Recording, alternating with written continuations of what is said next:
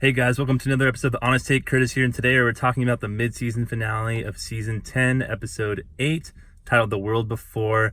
What a crazy episode from beginning to end. I cannot wait to talk about this episode. Let's get started. Alright, this is your spoiler warning. If you have not seen this episode, please stop here. I'm going to be talking about the entire plot for the entire episode. Alright, so the first thing I'm going to talk about is the plot in this episode. So much happened, I want to just recap it, give a little refresher of what happened. Secondly, I want to give my rating of the episode. Third, I want to talk about any flaws that I found in the episode. And fourth, I want to talk about my favorite scene in the episode. All right, so first I'm going to highlight what happened in this episode. So Dante has this flashback with Alpha and everything that happened leading up to him being incognito in Alexandria, how he did it, when he did it, how he went undercover, everything. And then Rosita shows up at Siddiq's, basically finds out Dante killed Siddiq or something happened.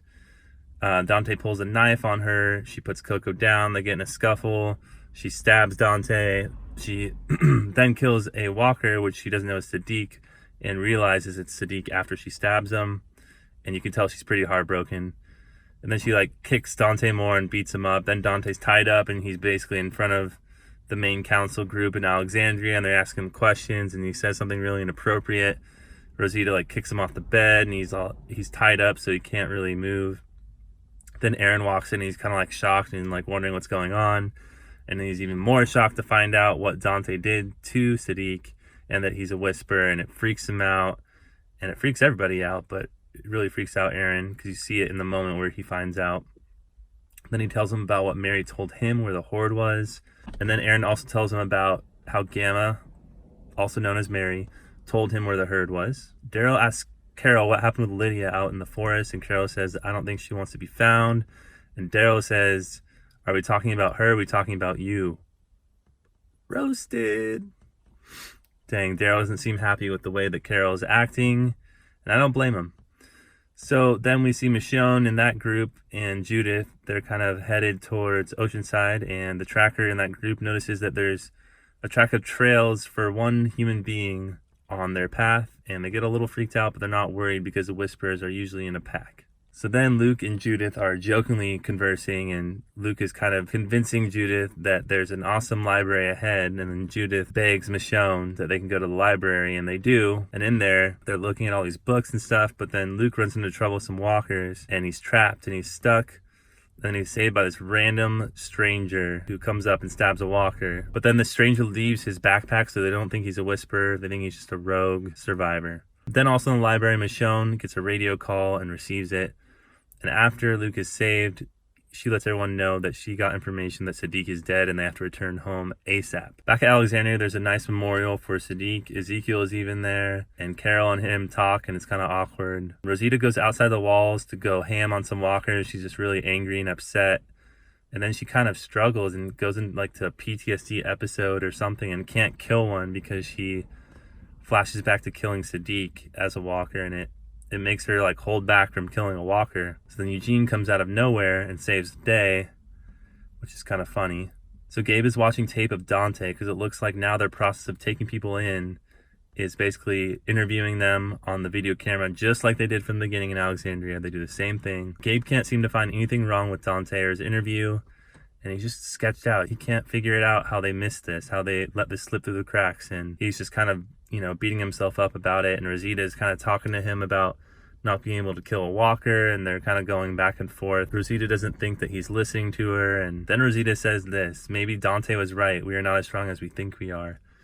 There's this whole idea now that maybe they're not as strong as they used to be when they were surviving in the wild and kind of roaming around when they're behind the walls, safe and secure. Maybe they're not as strong as they used to be. Aaron has a really sweet moment with Gracie and talks of this Native American ground he visited in California and the wonders that became of the ones lost in time that built this native ground and these ruins.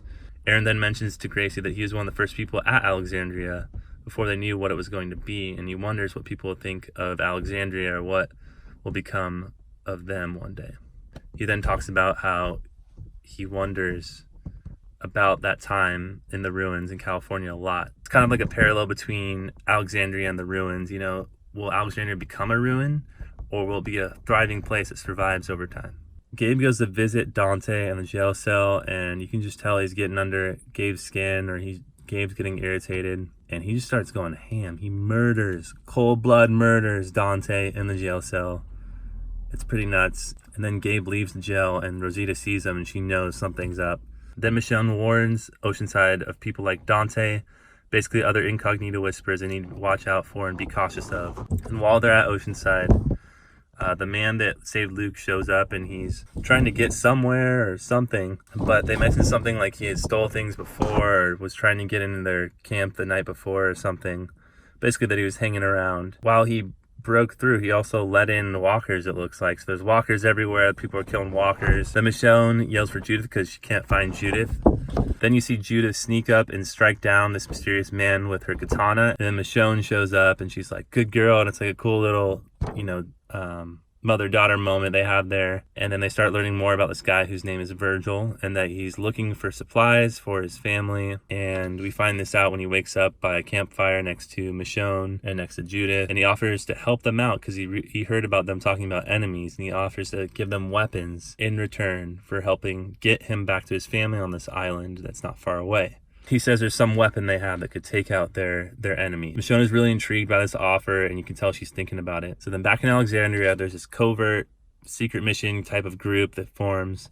Is going to go out and try to find this herd. So they set off, and they go in the darkness, and they're ready to go find the herd. And finally they get there, and it's not there, and they're just totally bummed and upset. So Michonne decides to go with the guy and try to get this weapon and save their groups from the Whispers. She leaves Judith with the rest of her folks from Alexandria. So she sets off on this boat, hoping to get this weapon so they can take out the herd and take out the Whispers. So after this covert group is bummed and they're defeated and they couldn't find the herd, they're going back. Carol sees Alpha. She freaks out. She runs after Alpha.